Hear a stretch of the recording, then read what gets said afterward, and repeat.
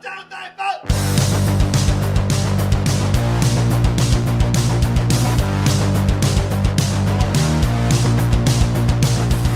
heard the rest. Now here's the best. Stay Tuned Sports Podcast. And hello there, all you Stay Tuners. Welcome back to another episode of Stay Tuned Sports. It's your good friend Jimbo here, back after a good weekend.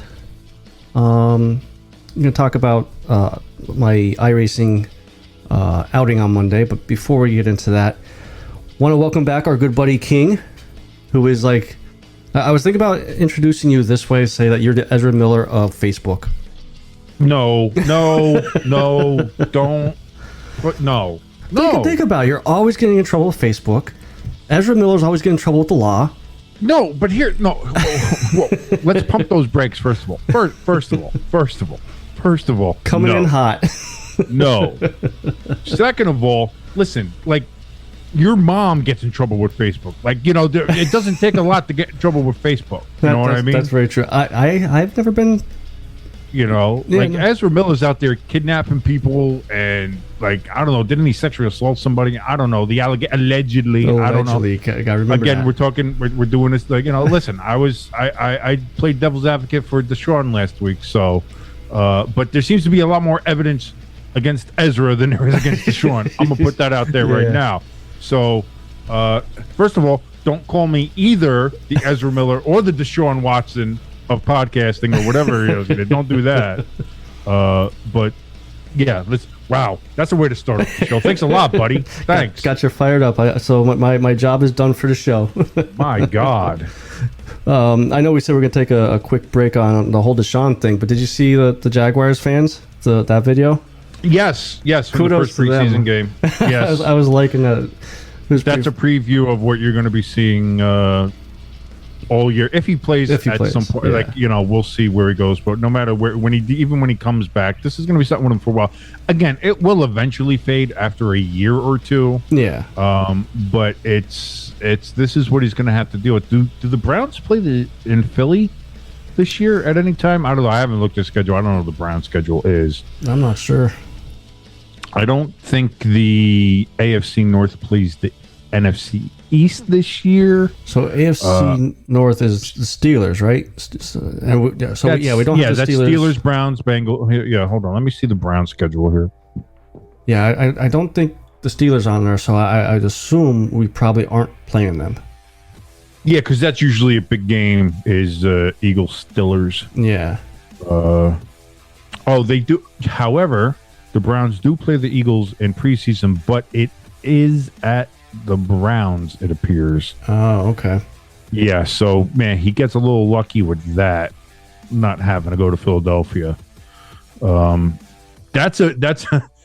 take that as a win if you're the Browns. Yeah, because, I mean, don't forget how all the protesters, when we signed Michael Vick, went after him. But here's the thing, too. If the 6-game suspension holds up, it's probably not, because the latest I've heard on is that, yes, the NFLPA and the NFL are working very hard on a settlement. That's why there's been no decision made by the New Jersey Attorney General, former New Jersey Attorney General, that Robert Goodell has gone ahead and put in charge of this whole thing, this appeal process. So it appears that they're going to try to work something out. If I had to guessing, looking crystal ball stuff, that's probably going to be 12 games plus like $10 million, $8 million, something like that. I would imagine that's probably what we're looking at, somewhere in the range of there. I don't think they're going to go full year. No, I don't think feel like if they're.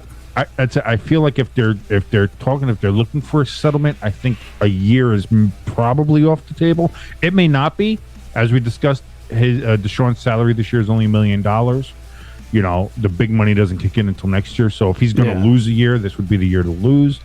But I have a feeling if they're trying to work out some sort of settlement, that's what you're probably looking at. It's going to be less than a year, more than 6 games. Obviously, they double that, and then if you give him a pretty hefty fine, maybe a record fine, and he takes that, it'll be all everything like that. Because that's the other thing too. The NFL wants this under the rug as well. Yeah, it's not good for the brand. No, you want it. You just want it to be done with. You don't want it to have to go to court, especially if if you turn it into a year long or to an indefinite, it turns into a whole thing. Yeah. No, the Browns don't play the Eagles this year, so that's lucky. But here's the thing: if it was 6 games, as my original point was, his first game back would have been Week 7 against the Ravens. And listen, Philadelphia gets all the hoopla for being like, the fans are the worst, and they're the most abusive sort of fans. And listen, all due respect, Philadelphia fans are savage monsters. I'm not going to argue that point. Though. You witnessed we're not as bad. No.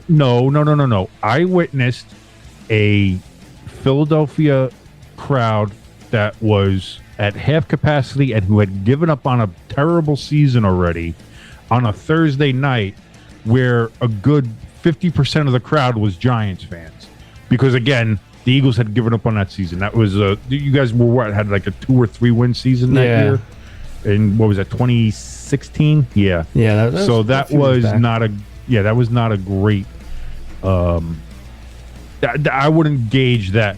And not only that, but we sat kind of down in the lower bowl, too. If we were up in the 300s, it might have been a different story. Yeah, totally different story. But that being said, a fan base that often gets slept on for having absolutely savage fans and, being a very hostile environment is Baltimore. Baltimore is a very, very tough place to play. And those fans will get on you just as bad as in Philadelphia, as in New York, as the Raider fans will, as Pittsburgh does. Yeah. Kansas City, Seattle. Some of the other places that are known for having their fans be. That's the weird thing, is I never hear Baltimore mentioned in those kind of conversations, but those Ravens fans are savage. How about too? Also, since we're talking about NFL fans, I seen on Facebook or Twitter, it wasn't like CBS, but it was like one of those fantasy football sites that you would follow. Posted top 10 most annoying fan bases, and the Eagles fan base was number 1. Would you agree with that or disagree? If that's the wording for it, I would disagree. Annoying? I don't find the Eagles fan base annoying. I find them infuriating. I find them rage-filled and filling me with rage. And I would want to, throw down with the Eagles fan as much as they probably would want to with me. At times, which is how we became friends. Which is actually how we became friends. That's a great story. But annoying doesn't strike me as the Eagles fans. They're passionate. See, Philadelphia sports fans are passionate. Obviously, that's the word. Oh, passion. You've got a lot of passion. You are also a bunch of assholes, but you are passionate, and there are some of you that are knowledgeable about your sports and your teams and know what's going on. Again, like with any fan base, there's a lot of morons out there, maybe a little bit more so with the Philadelphia fans, maybe a little bit more reactionary. But I think Philadelphia sports fans, it's a good sports town. It's a sports town that knows what it's talking about. It has a reputation. Whether or not that reputation is warranted or not, I happen to think it is. Some people think it's not. But there are fan bases that are just as notorious bad as Philadelphia fans are, that don't quite get the press that they do. We've seen a lot of things happen with Dodgers and Giants. Stuff happen at their games in LA, in San Francisco, and things like that. We've seen that. Yeah. And things of that nature. Just going for fan base, not so much in the NFL. Yeah. But yeah, I don't think I'd agree with that as far as annoying. So I actually found the list I was looking at. Here, I'll give you. So it's the top 12 most annoying fan bases. I'll give you the top 6 here. So Philly's number 1, Patriots number 2, Cowboys 3, Packers 4, Kansas City Chiefs 5. Bad. Well, first of all. Wait a minute. Let me say. Listen to me. Listen to me. Any list that is going to talk about annoying fan bases, whether it's football, baseball, hockey, basketball, fucking soccer, I don't care. Any list that's annoying fan bases that doesn't list number one, head and shoulders above everybody else as the Dallas fucking Cowboys, I automatically don't listen to your list. Yeah. Listen, the Cowboy fans are notoriously bandwagon fans. Oh my God. They, they got fans all over the place because the Cowboys are the team that people pick when they're not even really into the sport. Yeah. They're not into it. Cowboys. Everybody roots for the Cowboys. I'll go for the Cowboys. And they are the most annoying. They are some of the loudest, most obnoxious bastards with no reason to be. Most of the Cowboy fans alive today ain't never seen them win a Super Bowl. Yeah. You know what I mean? Like, here's the thing. I'm turning 41 in next week. I'm turning 41 years old, so I'm an old. I was gonna say you're an old bastard. I know. I'm getting real up there. The last time the Cowboys won a Super Bowl, I was a sophomore in high school. Yeah, it was. Yeah, what was that? 90s, 96, 98, 96. Yeah, no, 96, because that was Super Bowl 30. Yeah, Super Bowl 30 was in Arizona against the Steelers. They beat them. Barry Sitzel won. Yeah. So, doing it there. So I was like, yes, I was a sophomore sophomore. Sophomore or no, wait. No, you would be a junior. Because it was the 95. It was the 95 season. So 95, it was played 96. in 96. So I was actually a freshman. Okay. I was halfway through my freshman year of high school. The last time the Cowboys won a Super Bowl. Yeah. And that's how long ago it was? I don't even know when the fuck it was. I'm not sure when in high school it was. I just know that I was 14. I was 14 years old. We just wasted 3 minutes trying to figure out when the last just time trying to figure out how old I was when the Cowboys won a Super Bowl. But meanwhile, we them boys. We them boys this year. We're going to do we them boys. Oh, please, you ain't them boys. You ain't been them boys for 30 damn years. Well, and the funny thing is the one meme I saw this past week, speaking of Cowboys fans, is if you're bored, go up to a Cowboys fan and say, hey, nice 4 playoff wins in the past 3 decades, however long it's been, and watch them turn around and argue with you. It's been 2. I do believe I posted that particular meme. Okay. Yeah. And I was like, yeah, it's great to go. It is, but it's a great exercise because you can just go somewhere and be like, oh yeah, great 4 playoff wins, and it's like you just sit back and enjoy it as they have to explain it to you that it's actually only been 2. Like I'll never geez, I remember when they lost to the Cardinals. Oh my God, yeah, in the first round. In what was that, 98? Yeah, like when the Cardinals were bad, like the Jake Plummer Arizona Cardinals. You know, they've just got the Seattle game where Romo flubbed the hold back when he was still the holder because he was the backup that year when they were the Cowboys. And I will give this to the Cowboys. Jerry Jones is a good GM. Everybody shits on Jerry. I would say I would say he was. No, I still think I think and this is the problem though, on paper, the Cowboys consistently put out one of the best teams in the NFL year in and year out. On paper, they do. Stats wise, how these people perform, how these players perform, the talent level that the Cowboys have, they consistently, for the last 20 some odd years, have with a couple of spaces in between. I mean, the Quincy Carter year was, it was what it was, but they do put out a talented roster every year, and Jerry has an eye for talent, and it's there. It's either they get hit by injuries, there's a chemistry problem, there's a coaching problem. How many great Cowboy rosters were wasted on Jason Garrett? Yeah. How many great Cowboy rosters were wasted on Wade Phillips? And don't get me wrong, I love Wade Phillips as a defensive coordinator. Legendary defensive coach. As a head coach, the record speaks for itself. Yeah, I was going to say, wherever he went as a head coach, he was never successful. He was never great as a head coach. And you know what? I think that's fine. Some people are just great coordinators. Yeah. Wade Phillips is that. If I'm having a defense, if I'm starting a team and I want a defensive coordinator, I'd want Wade Phillips. As a head coach, no.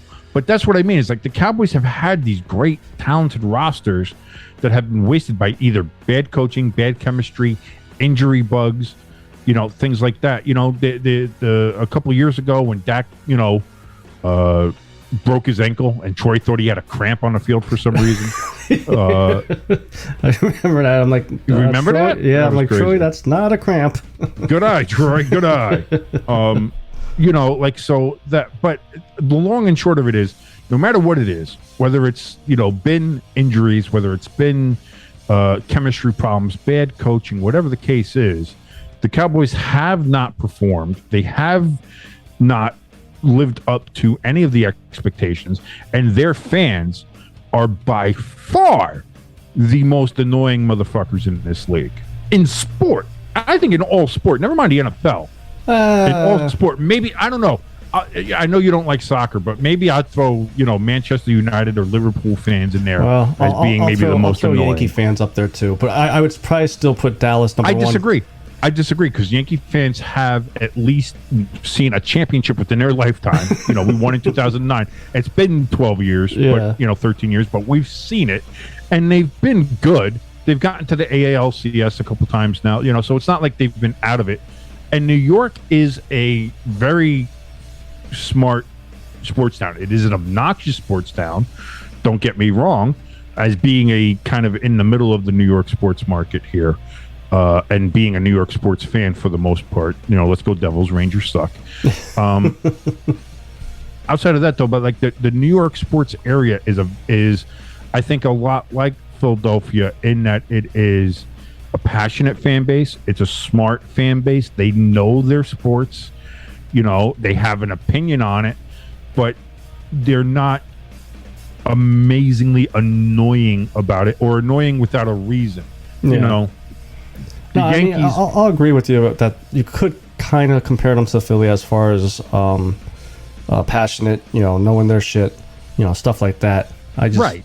Maybe I'm still scarred from the Yankees cheating, reaching over the wall and stealing the ball, whatever that kid's name is, wherever he is. Oh yeah, because I forgot you're Baltimore Oriole fan. Yeah. Yeah, what was that? Yeah, I forget that kid's name too now. That little fat chunky bastard. Yeah, he might be like 60 by now. Yeah, no, he's like my age because that's happened when I was like again 14 years old, 15 years. That was 96. Yeah. Yeah. So I was like, I had just turned 15. So yeah. So That's the other thing with this list too, which kind of surprised me, the Kansas City Chiefs. I don't find I know. Yeah. Outside of that one meth head.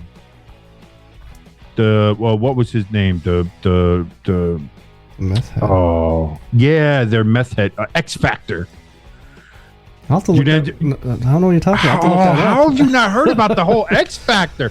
Oh, okay. Check this out. Let's story time with King.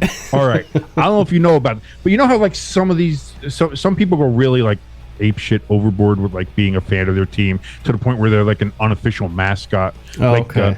Denver had like Barrel Man. Yeah. And the Jets have Fireman Ed. Okay. Jets, Jets. Okay. Well, this one guy in Kansas City kind of wanted to be that guy, and so he dressed up as X Factor, and he had like, think of like the Green Bay Packers have the cheese head. Yeah. Like he took one of those but fashioned it into an arrowhead, Oh God. so it has like the KC and all that stuff. Okay. Turns out though, this dude is a straight up meth head and also a convicted pedophile, I believe. Oh, well, that's a good association that the Chiefs want to So have. but here's the thing: nobody in the Chiefs' kingdom likes it. Like nobody likes him. Nobody's done anything to the point where he's gotten the shit kicked out of him numerous times. Going in the stands. The last time was, I believe, last season, or beginning of last season, or preseason, something like that. I want to say it was either last season or at the very end of the previous season. He was in the stands. He's doing his meth head thing, whatever he's doing. And this other Chiefs, quote unquote, super fan, I think he was X something as well. I don't know what it was. But he just went and he beat the ever-loving shit out of this guy. So he gets kicked out. He gets banned from Chiefs games. He can't go there anymore. They do a news report on him. You can go find these clips on YouTube if you want to. If you're listening to, go find these clips. There's a news report about him and everything like that. It's him in like his hospital gown, limping on the street with a crutch, and they're talking about him. And he's like, the one reporter lady's asking him about all these things about people calling him a meth head and that he doesn't represent Chiefs Kingdom and everything. He says I did meth. I ain't never done meth. I used to do cocaine about 15-20 years ago, but I ain't even done that. But I ain't never done no meth. And I was just like, this is the greatest gift that almost any fan base has given to the world of sport. I was like, this is great. So yes, annoying, no. Absolute train wreck with the X Factor guy, 1,000%. Oh man, yes. If you're out there, go look up the whole X Factor saga if you can. It's a wonderful read. And you know what? If me or you find it, we'll have to post it on. Well, you'll have to post it on Twitter and our TikTok, which we have TikTok now, everybody. Yeah, we're part of the new generation. Yeah, I just want to be known. I did not start it because I don't like TikTok. King was the one that helped out there and started it, so that's all him. You got to push the social media, and so what if China sees our show? Maybe they'll go ahead and help us. Plus, I highly doubt that. I was going to say something inappropriate, but I'm going to move on. I was going to say, if they listen to some of our past shows, we will be banned just like South Park and everybody else that they ban. I'm going to move on. Nothing inappropriate about China. I don't want to piss off Winnie the Pooh over there. But there are a lot of boobies on TikTok. Anybody who has TikTok, I know. That's what I hear. A lot of boobies. It's basically like a free OnlyFans. No, because there's no nudity. You're not allowed to do any of the naked stuff. So that's fine. But if there is, if we get some TikTok followers that want to put the new Stay Tuned Sports logo on a boob. You want to do a little boob tattoo, a little fake. Don't do a real tattoo. I'm not gonna say that. I mean, that would show dedication to us. No, I would not ask anybody to do that. We are not asking. Hey, you paint it on a boob or something. You throw it on a TikTok there. Spread the word and your legs with TikTok. So yeah, no, we are on TikTok. It's the same social media all across the board. I believe it's ST Sports Podcast at ST Sports Podcast. All over the place. So yeah, if you do happen to have a TikTok over there, go check that out along with the Twitter, Instagram as well. We're on them all. You got to spread the word. Got to get the word out there. All right, so moving on, and I guess kind of in a way, keeping with rankings. What was it? Nice. That's a nice segue. I like that. See, well, I'm learning from the best. Listen to you. Listen to Pat McAfee. No way am I the best. Neither is Pat. I love listening to Pat. Pat is probably the greatest guy going, but even he'll tell you, trying to do segues or trying to do like traditional radio stuff, he's nowhere near the best at doing anything like that. So, well, I mean, I am trying to strive to be him. I figure, he went the wrestling route and he got his was a $4 or $5 million from DraftKings. Well, I'm hoping. I'm kind of pissed. Actually, it's FanDuel. Or well, it's all the same company. And I am kind of pissed because he kind of perfected and stole the idea of what I had wanted to do with my sports podcasts that I've been trying to get off the ground since forever. Was and even one of the initial ideas that me and you had for this one too was going to be what Pat McAfee has done with his.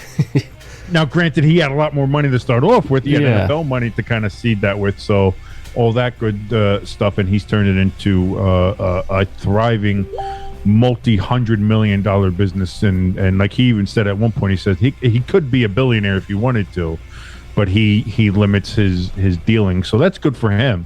But there is a part of me that's like, son of a bitch. Just had a little bit more money, we'd be okay. But what are you going to do? And you do realize you just killed my segment there of getting into the segment.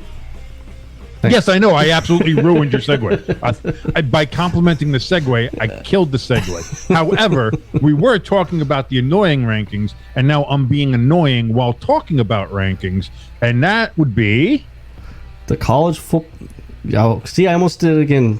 College football preseason rankings. Before we signed in, I was calling it playoffs like we skipped the season already. We're just skipping the whole season, just going to the playoffs already. So, I mean, if you guys, I'm not going to read off all 25 teams. I mean, top 5, Alabama, OSU, Georgia, Clemson, and Notre Dame. Cheer for old Notre Dame. Okay. Maybe we are the most annoying. A lot of people would say that. I have a feeling a lot of people would say that Notre Dame would be the annoying fans, us in particular. Yeah. But in that top 5 right there, I want to ask you a quick question. Okay. In that top 5, do you have a problem with any one of those rankings? I was surprised with Notre Dame. I'll admit that. You're surprised Notre Dame is there? Yeah. I mean, they would I would definitely put them in the top 10, but new coach, new quarterback situation now. And I was able to watch a little bit of the blue gold practice game, whatever you want to call it. And I was a little worried. You know, it wasn't the crispest of games. And practice is practice. I'm going to say Notre Dame doesn't surprise me. The one team that I think does surprise me and who I don't think belongs in that top 5, I don't think they belong in the top 10, is Clemson. Why so? Clemson does not belong in the top 5 at all. And I will put that, I'll put that out there right now as maybe the most 1,000% stamped. This is my take, and I don't think it's a hot take in the least. Clemson does not belong in the top 5. Clemson doesn't belong in the top 10. They are not a top 10 until they show something. They are not in that class yet. I'd give them a top 10. No. Maybe. I don't know. I'd have to look through the rankings and see. Like you said, because you have Texas A&M after Notre Dame at 6. Then you have Utah, Michigan, Oklahoma, and Baylor. I'd probably put Michigan above Clemson. Michigan looked good last year. Maybe Clemson at 10. I might put them above Baylor. I wouldn't put them ahead of Oklahoma. Again, that's a debate you could between Clemson and Oklahoma right now. Maybe throw them in, but I don't see it. Do you think I they're don't up there? See it. I don't see. To be fair, I don't see you with Texas A&M either. And somebody's Michigan, they would have to build off of last season to get better and see what Harbaugh does. I think Utah's good. Yeah, I think the top 3 are solid. I think obviously Alabama, Ohio State, and Georgia. I think they got those pretty right. And this is the thing. Notre Dame is starting off the season right off against Ohio State at the Horseshoe. Yeah, and I totally there's forgot no about retreat. There's no real easy. There's no easing into the season. There's no real preseason. There's no real beating up on a cupcake or anything. You're going into the season right into the Lions den. Yeah. So we're gonna find out. We're going to find out where Notre Dame is, and we're going to find out where Ohio State is right off the bat. And if we lose that game against Ohio State, it's weeks before we see another ranked team. So we'll pretty much be done. Unless our schedule strengthens over the year. And that could be, again, you don't know how the rest of it goes. But also the other thing is if you do lose, you want it to be a loss early, and you want it to be a loss to a solid team. Yeah. So if Notre Dame does lose to Ohio State and keeps it close, I mean, even in the early season, I would put that down as a good loss. Yeah, but if it's a blowout like we've seen, like against Clemson, you have to look to. Yeah, but you can't go. See, this is the thing. You're going into the season expecting that. You have that defeatist Philly attitude. I don't like that. You've known me for how long? And every Eagles game, every Notre Dame game, you have to walk me off the ledge till halftime. Then I get my hopes up, and then you have to walk me off the ledge again at the end of the game. Now, will Notre Dame beat Ohio State? I'm not going to go out on that limb and say that, but I think it'll be an interesting game. I think it'll be a better game. I'm excited for the Notre Dame defense. Again, Notre Dame has a new quarterback in there. You know, they have some new things working. Again, like you said, new coach. But that Notre Dame defense should be a top-flight college defense. Yeah. So that's where we're going to see, like, because this is the thing. We're talking about how this is Notre Dame going right into the Lions. Then got to find out a lot about themselves. Ohio State's going to have to find out a lot about themselves too, because Notre Dame isn't a push-up. Notre Dame isn't a Michigan State or an Arkansas or an Ole Miss. Notre Dame is a solid team. Yeah. So this is going to be. I mean, that's a hell of a. I mean, I'll tell you what. I'm glad that we're getting some big games early on. That's always been, I think, college football's. The traction is usually the first couple weeks. There's some real shit games. Yeah. That nobody wants to watch before you get into the meat of the season. So starting off a weekend there, that week number 1, Notre Dame versus Ohio State, that's going to be great. Again, a lot of the rankings to me seem fine. Alabama number 1, I think you knew that was going to happen. Yeah. Georgia lost a lot Let me ask you this, though. So if you don't think Clemson should be 4, are you saying Notre Dame should be 4? Or who else would you put there at 4? Looking at how they have the rank, I would bump Notre Dame up to 4.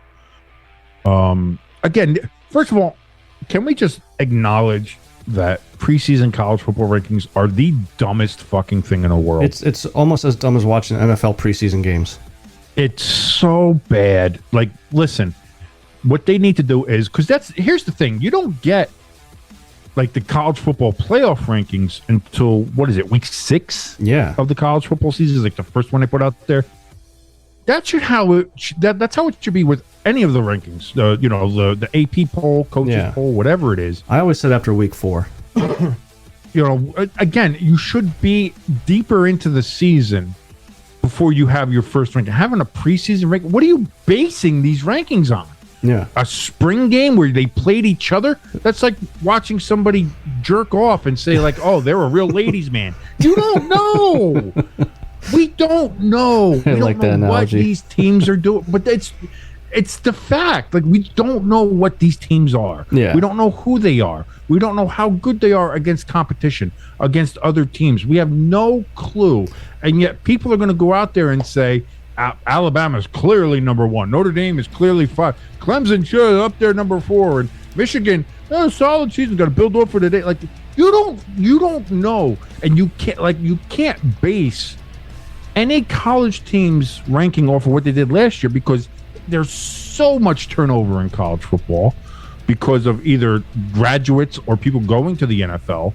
Like, it is literally one of the dumbest exercises I've ever seen in all of sport, is having this college preseason ranking. Same for college basketball. Same for anything where you're doing rankings is dumb. And the thing is, like, with this preseason rankings, like, again, Clemson, for example, they played Georgia Tech the first week, and I've never heard of this college before. Furman Paladins. Oh, the Paladins. Yeah, I love the Furman Paladins. And they're going to get fucking destroyed. But what happens if they upset Clemson? They're going to make a bigger deal out of this upset because Clemson's number 4. Because like when App State beat Michigan, what was that, 15 years ago, 16 years ago, whatever that was. That was awesome. I remember that. I remember where I was when that happened. I was at my brother's house down in Mount Laurel, New Jersey. I remember this, watching the end of that game and just being like, I can't believe that I just saw what happened there. Yeah. That was incredible. Now, will that happen? Probably not against Clemson. Yeah, that's a once in a 3 lifetime game, a situation that happens. What would be a bigger upset, that or the Michigan upset 15 years ago?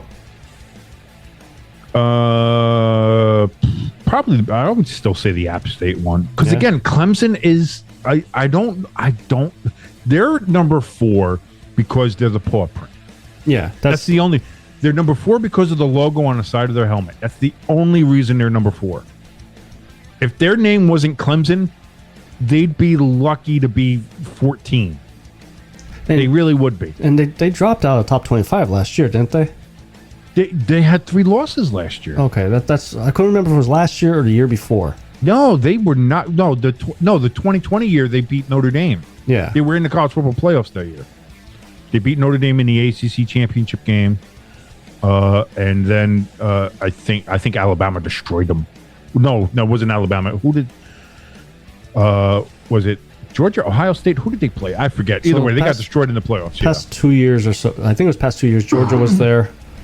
Obviously, Alabama. But when the playoffs first started, I think it was Alabama and Clemson were going back and forth. Then they were in the first couple of years. It was always Alabama and Clemson. Yeah, whether they faced in the first game or in a championship, they played each other like the first 3 years of the playoffs. They were there. Yeah. Out of the go ahead. No. I was just going to say, but all that considered, that Clemson doesn't belong in number 4. Yeah, like I said, I could agree with that. And I mean, looking at the top 10, I think they should be in the top 10, even low, like the low end of the top 10. Out of the top 25, is there a team other than Notre Dame that you're pulling for? I don't know. Let me take a look here. As I'm looking down the list, I had a niece that went to Baylor, so I've always had a spot for Baylor. I got a place in the heart for Baylor. Believe it or not, even though they are a big rival in Notre Dame, I want to see USC do well, because when USC does well and Notre Dame's doing well, there's nothing better. Yeah.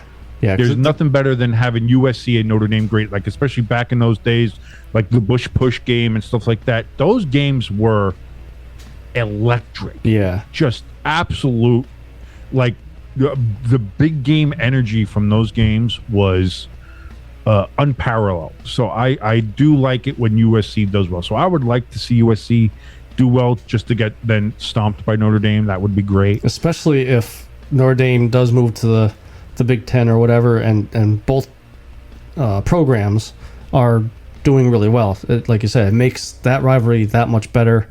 Well, could you imagine you have a Big Ten championship game of Notre Dame versus USC? Are you kidding me? That would be nuts. Who's not jacked in that game? Even Notre Dame fans or USC fans would be excited for that game. Like, let's go. Let's do this. Yeah. Like, and especially because a lot of years they played the last game against each other. Yeah. So you'd imagine you'd have Notre Dame versus USC one week, and then, depending on the records and if they still have divisions at that point, who knows? And then just have like USC and Notre Dame the next week. Like, it's so good. Again, I think the money has to be right. I think the network has to be right. I think Notre Dame has to be wooed correctly to get into a conference. But I think overall, at the end of the day, we're looking at a point where Notre Dame is going to have to join a conference if they want to be in the championship title picture. Because again, I think we're heading towards a two-conference kind of NFL liked here with like an AFC, NFC. We're going to have Big Ten, SEC. And, I'd actually like to see, I heard somebody talk about like having like a promotion relegation thing, almost like kind of European soccer, where you can have like, some of the teams that really suck.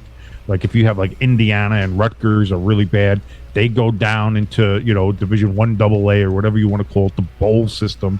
And then you could take two teams from like the All-American Conference or other stuff like that, or the MAC, bump them up and then see what happens, Like that could also, you could do that with the bowl games. You can have a bowl game between like the best teams of the lower class and the worst teams of the upper class there in the NCAA, or not in the NCAA, but in football. And, that's what the bowl game's for. Who gets to be in a top flight league? Is it going to be Rutgers or is it going to be, Kent State? That's a juiced up game. I'd watch that. Yeah. It gives at least some meaning to the bowl games. And so if you go with that idea of like relegations too, it'd probably make the games a lot more competitive too. I don't think you would see as many games that are like 45-3 or 70-10 type games. Well, that's it. Even at the end of the season, you can have these teams just scrapping and clawing, trying to go ahead and win and stay in the top flight, stay up there. Yeah. Who's got, of the teams that have a bad record, who's still trying to stay above the line of being relegated? Like, or, if somebody doesn't have to go ahead and play in that relegation bowl.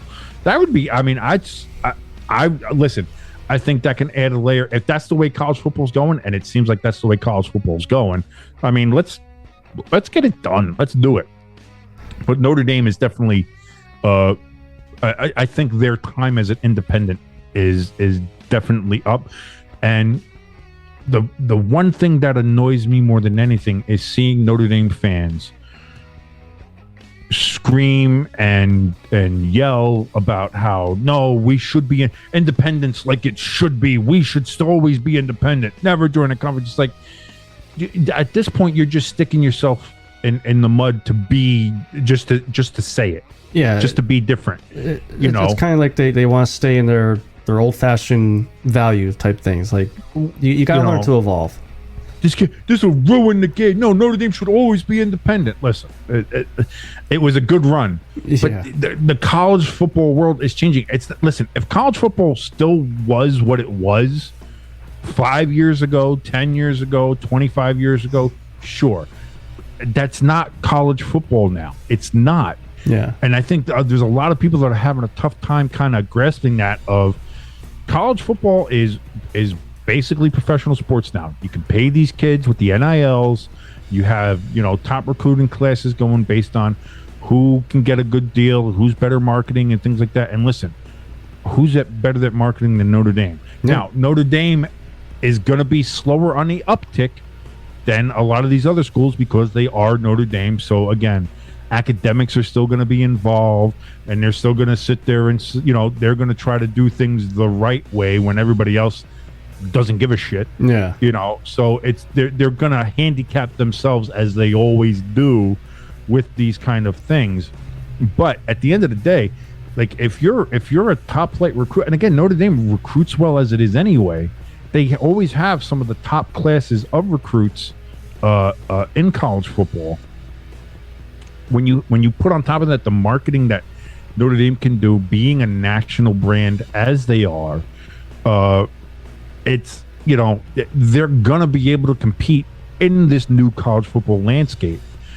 They just need to get with it. I would have to say just a little bit more and hopefully a little bit quicker. Yeah. And they're gonna have to join one of the two super conferences. It makes more sense for them to join the Big Ten. If they join the SEC, fine. I don't care. Either way, just something that gives them a seat at the table. And I think that's what you're going to have to look at here, because if you're not part of one of these two super conferences, if you're not one of these schools that are kind of invited in, you're not going to have a seat at the table, and you don't want to be the one left without a chair when the music stops. Yeah, but the only thing though, if they do switch conferences, I really do hope they keep their one game a year of them against Navy or against Air Force or Army. I always like watching those games. It depends on how they decide to go with the new scheduling. I'm starting to wonder if they're going to start if a lot of these conferences anyway. Before we even get to that super conferences kind of idea that people are bandying about, because we've already seen like the ACC has done the scheduling where they've gotten rid of divisions, and they're doing like you have 3 permanent games. And then you do 5 rotating games with your other opponents in the ACC. So you have 5, 6, 7, so that's 8 games, and then the rest are out of conference games. So I wonder if you're going to start seeing that pop up with some of the other conferences like SEC, Big Ten. And then with that, I wonder if you're going to start seeing the removal of some of the non-conference games to where maybe you have 1 or none, and then you're just facing... Like you'll do your 3 permanent opponents a year, kind of like how the ACC does, and then you'll have a rotating class of 9 games against the other teams. Because that's the other thing. If we're going to be getting these super conferences, you're talking about the Big Ten and the SEC both going to have about 20 teams in them. Yeah. So you're obviously not going to be able to play everybody in there. And if you keep like your like, Michigan would play obviously like Ohio State, Michigan State, and I don't know who else you would want to play, Wisconsin maybe, be their permanent games, and then they rotate from there. Notre Dame would be what? USC, Michigan, throw Ohio State in there, why not? Purdue. Well, that's if Stanford comes over to the Big Ten. Okay. I don't know. Again, there's still so much in flux, but... Yeah. I'm starting to wonder if maybe the out-of-conference game maybe is starting to go away if we go with the super conferences. Or you might see 1 or 2 out-of-conference games, but it'll be with the other super conference. Yeah. So you'll have like Notre Dame versus Georgia or Michigan versus Alabama, stuff like that. Yeah. So Again, very interesting times coming up in college football. All I know, though, is Clemson's definitely not number fucking 4, and that preseason polls are stupid as shit. I mean, to boil this segment down to its bare essence, that's what it is. Well, before we go, talk a little iRacing here. I haven't really been able to talk to you or message you this past week too much. Monday, I actually came in 13th place. Hey, 13, lucky 13. So Taylor Swift would love that. Oh, I knew I should have crashed into the wall. And the thing was, I let these 2 cars pass me because they were laps down, and I wasn't even close to like the number 12 guy. So I was like, you know what, you're doing good. Just cruise around, cross the line, call it a day.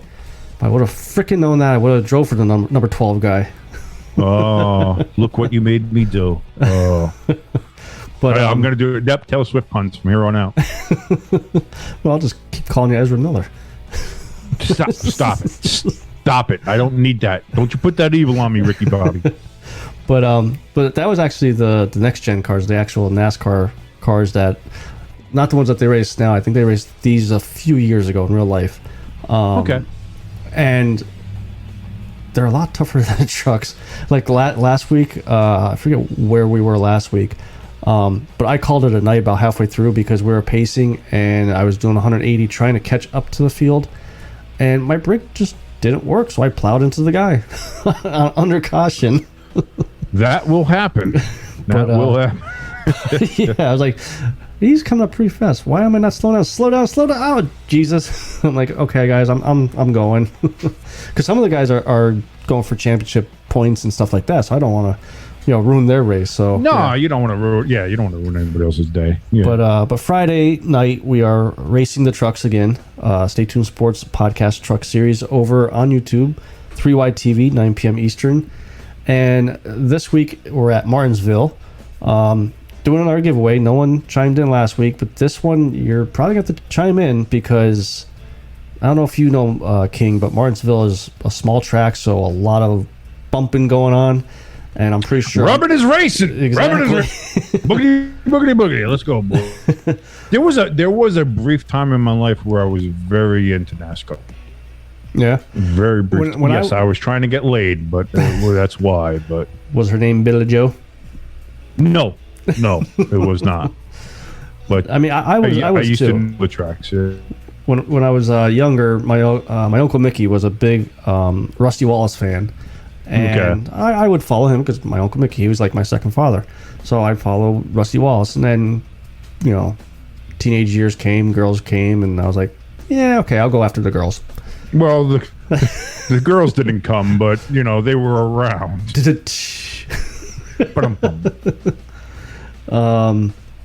But yeah, so Martinsville this week, do another $25 Amazon gift card. All you gotta do is watch the race, and this week's race we have 160 laps. So let's go with, you know what, King, you pick which lap to start this giveaway at. You know what lap I'm gonna choose. Well, whatever it is. Lap 69. So I'm nothing if not predictable. You're so immature, King. I am very immature. I'm at peace with that. So lap 69, whatever place I'm in, head over to our Podbean link for the episode, and underneath the comment section, comment what place I'm in, and I'll get in touch with you and send over a $25 Amazon gift card. Hey, listen, and in this economy, a $25 Amazon gift card is a great gift to have. You don't want to miss out on that. I'm going to tell you that right now. I mean, I was doing this giveaway on Facebook, but I was getting bots, if you want to call them that. I hate it's everywhere now. They're fucking everywhere, dude. They are the worst. And Podbean's a lot easier to see if you're actually listening. Like, it takes a while. You get the engagement. You have to actually make the effort to go there. So, and it kind of sucks in that aspect that you have to kind of kind of ask the listener to make that kind of effort just to be part of the contest. But unfortunately, like you said, with the bots that are around nowadays, Yeah. everywhere, Instagram, Twitter, Facebook, obviously TikTok that we're now on, ST Sports Podcast. It's so hard to like sift through that shit. So, hey, listen though, for a $25 Amazon gift card, I'd do that. Absolutely. Now, just so you know, King, since you are on the show this week, I know I can't be eligible. a part of it. I know. It's a shame too, because I could definitely use $21. Speaking of TikTok, though, you're going to have to get on the website, staytunesports.net, and get that link on there. Because all of our other social media accounts are on the Twitter, Facebook, even our YouTube channel we still have going. I don't know if you were still around when I got that started, but we got the videos going there. We're eventually going to do some live videos. Don't worry, King will not have his camera going. Yes, I will. I'll do a live video with my cell phone. I'll do that. I won't be naked like you are. Okay, thank you. You're always naked. Your titties are always out. You're the worst. How did you? I forgot to put a shirt on today. I am always frightened when you do a FaceTime call, because there's always a chance that there's just going to be a naked Jimbo nipple right in my face. It's the worst. It's just that's only Saturday nights, roughly around 11 p.m. Cell phone terrorism is what it is. It's unacceptable. So with that image in your head, I think we're going to get going before this gets really, really bad. So, King, thanks for coming back, buddy. Appreciate you on the show. It's been a blast. I can't wait till next time, man. So, speaking of the next time, till next time, I'm your good friend Jimbo. This is Ezra Miller with me. King. Stop it. See you later.